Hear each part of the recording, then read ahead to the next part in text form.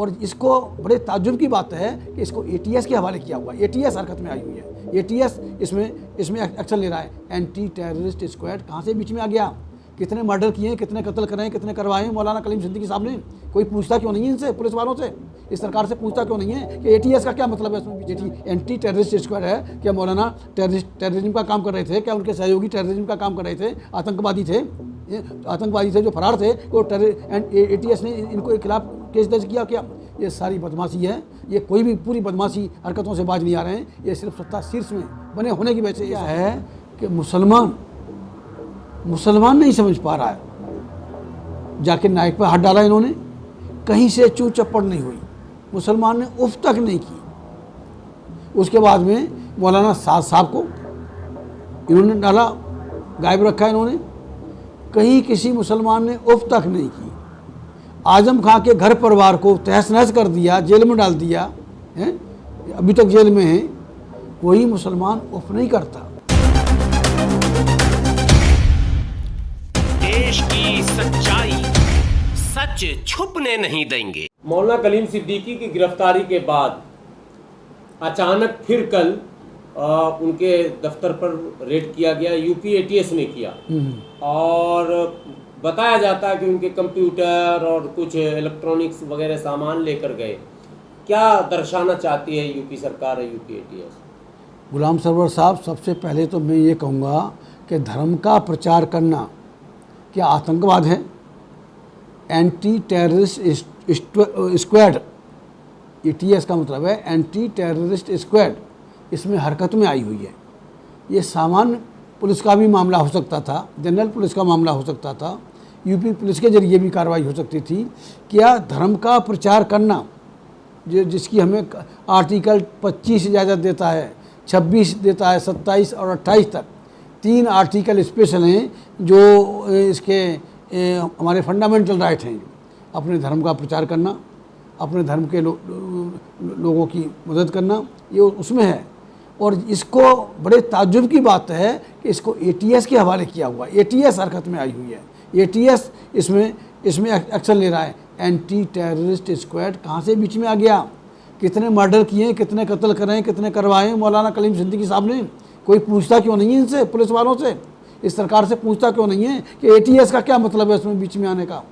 Anti terrorist squad है, क्या मौलाना terrorism का काम कर रहे थे? क्या उनके सहयोगी टेररिज्म का काम कर रहे थे? आतंकवादी थे जो फरार थे, वो एटीएस ने इनको खिलाफ केस दर्ज किया क्या?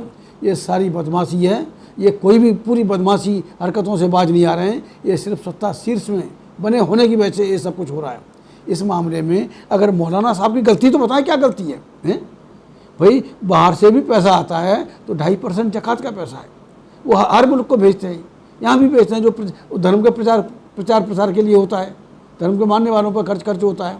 और ये उसको देने वाले और लेने वाले को देने वाले से पूछो भाई तुमने क्यों दिया है? तो इसको आप किस दृष्टि से देखते हैं? सत्ता का दुरुपयोग या फिर विशेष मानसिकता जिसमें माइनॉरिटी को बिल्कुल डराना धमकाना? देखिए, उत्तर प्रदेश का इलेक्शन किनारे पर है, और जिस तरह से असल में क्या है कि मुसलमान नहीं समझ पा रहा है।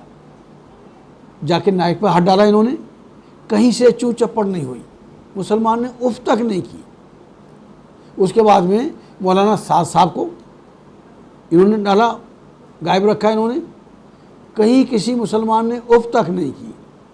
आजम खां के घर परिवार को तहस नहस कर दिया, जेल में डाल दिया है, अभी तक जेल में है।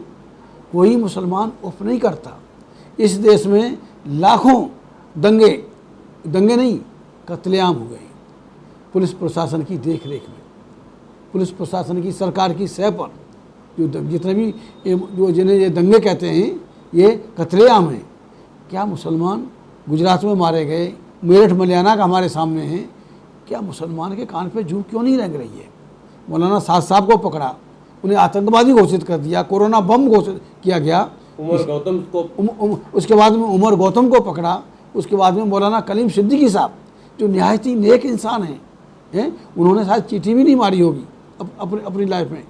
तो ये सब क्या है कि ये दिखाना चाहते हैं चंद सवर्ण हिंदुओं को, जो हमारे लोग हैं, जो हिंदुत्व के गुलाम हैं, मानसिक गुलाम हैं, जो हमारे SC ST OBC के लोग जो हिंदुत्व के मानसिक गुलाम हैं, वो उनको खुश करने के लिए ये मुसलमानों का कुछ भी कर सकते हैं, दलितों को भी मारते हैं। तो आपको लगता है कि आगे भी और कुछ होगा नया हैं?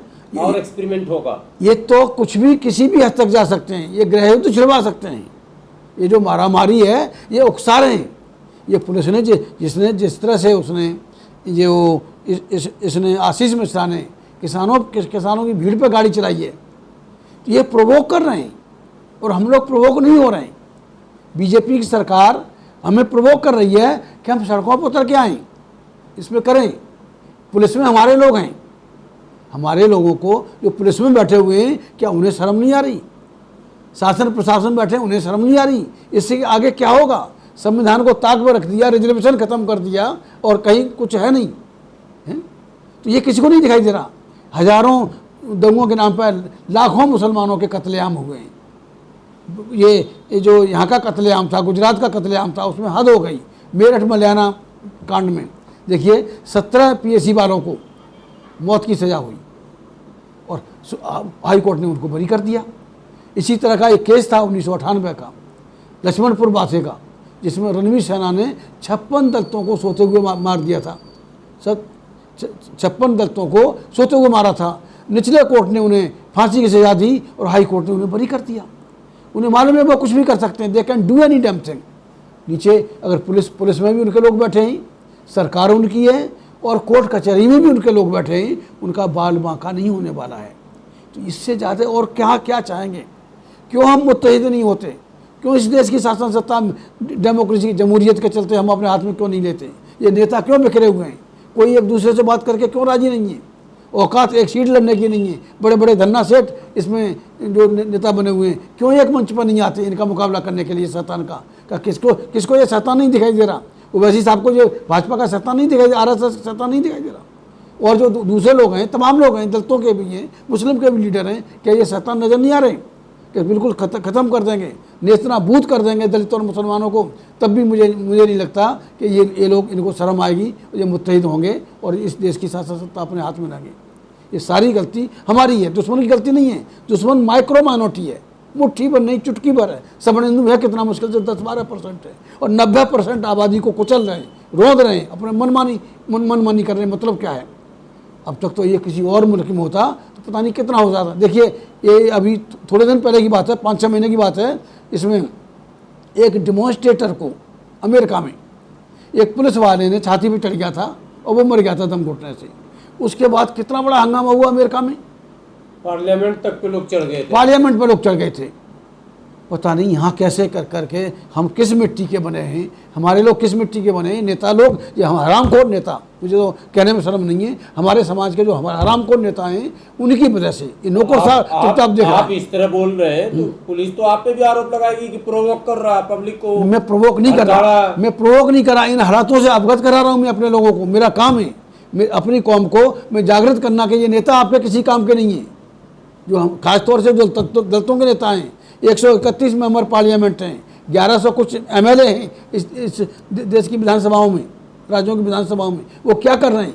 और भी तमाम रिप्रेजेंटेटिव हैं। ऐसे पीपल रिप्रेजेंटेटिव को, दलितों के रिप्रेजेंटेटिव को बाबा साहब ने पालतू कुत्ता कहा है और आज हमें मालूम पड़ गया कि इनकी औकात पालतू कुत्ते से बढ़ के नहीं है, उससे इतर नहीं है।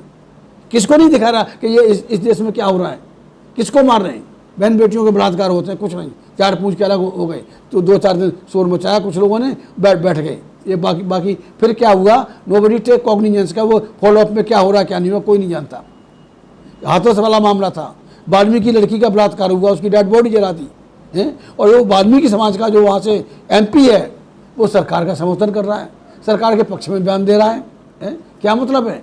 ऐसे रिप्रेजेंटेटिव को तो जूते पड़ने चाहिए और इनको किसी भी हालत में 22 में या 24 में इस तरह का स्क्वाड बनना चाहिए हमारे लोगों का भी कि ये किसी तरह से जीत न जाएं। समाज को इतना जागरूक कर दें कि जो हराम की खाने वाले जो पालतू कुत्ते हैं ये दोबारा पार्लियामेंट और असेंबली में न जाने पाएँ। इस सरकार की औकात नहीं होगी। और मैं तो एक संदेश में अपने समाज के लोगों से कहना चाह रहा हूँ। मेरा समाज का मतलब है SC ST OBC और मुस्लिम, बौद्ध, सिख, ईसाई। अगर मेरे समाज के लोग इस बात का तहैया कर लें कि हमें किसी कीमत पर सवर्ण हिंदू यानी ब्राह्मण, क्षत्रिय, वैश्य को वोट नहीं देना है, तो निश्चित तौर से ये सत्ता से बाहर हो जाएंगे, आरएसएस खत्म हो, धराशायी हो जाएगा, बीजेपी खत्म हो जाएगी, कांग्रेस खत्म हो जाएगी, अगर हमने सवर्ण हिंदुओं को, ठाकुर ब्राह्मण बनियों को वोट देना बंद कर दिया। इतना भी कर दें आने वाले इलेक्शन में तो अभी ये धूल चाट जाएंगे, दो कौड़ी के नहीं रहेंगे, इस मुल्क को छोड़ के भागेंगे। उन्हें मालूम है कि इन्होंने कितनी बदमाशियाँ की हैं, इस मुल्क में सरकार बदलते ही इस मुल्क में रहने लायक नहीं रहेंगे। सरकार बदलने का मतलब है ये सरकार बहुजन की आनी चाहिए। ये SC ST OBC माइनॉरिटी जो मेजोरिटी के लोग हैं उनकी अगर हुकूमत आ जाए किसी तरह से तो ये देश छोड़ के भाग जाएंगे। सारा पैसा तो उन्होंने पहले ही यहाँ से भेज दिया है, ये बचेंगे नहीं। तो ये सारी बदमाशियों का एक ही इलाज है कि हम कुछ भी करें। मैं पूरी जनता से, मैं अपने देश समस्त, मैं अपने प्यारे देशवासियों भाई बहनों से ये अपील करता हूँ आपके चैनल के माध्यम से, वो किसी कीमत पर ब्राह्मण क्षत्रिय वैश्य को वोट न दें आने वाले किसी भी इलेक्शन में, क्योंकि ब्राह्मण अन्याय का प्रतीक, क्षत्रिय अत्याचार का प्रतीक और वैश्य भ्रष्टाचार का प्रतीक है। और ये तीनों हमारी हर मुसीबत की जड़ हैं। इस मुसीबत की जड़ को ख़त्म करना है, इस मुसीबत की ऑर्गेनाइजेशन को, आरएसएस को ख़त्म करना है, बीजेपी को ख़त्म करना है, कांग्रेस को ख़त्म करना है, कम्युनिस्ट को ख़त्म करना है। तो निश्चित तौर पे जिस दिन हमारे लोग सवर्ण हिंदुओं को वोट देना बंद कर देंगे उस दिन ये दो कौड़ी के नहीं रहेंगे, ये इस मुल्क को छोड़ के भागेंगे। उन्हें मालूम है वो इस मुल्क के रहने वाले नहीं, इस देश के रहने वाले नहीं। आर्यन से मैंने नहीं कहा, तमाम हिस्टोरियन ने कहा, पंडित जवाहरलाल नेहरू ने लिखा है। अब उनको इनके बाप दादों का लिखा हुआ उसको भी मिटाना चाहते हैं। ये विदेशी है, ब्राह्मण विदेशी है, ये सवर्ण हिंदू विदेशी है, यहाँ का रहने वाला नहीं है, ये भाग जाएगा, यहाँ टिक नहीं पाएगा।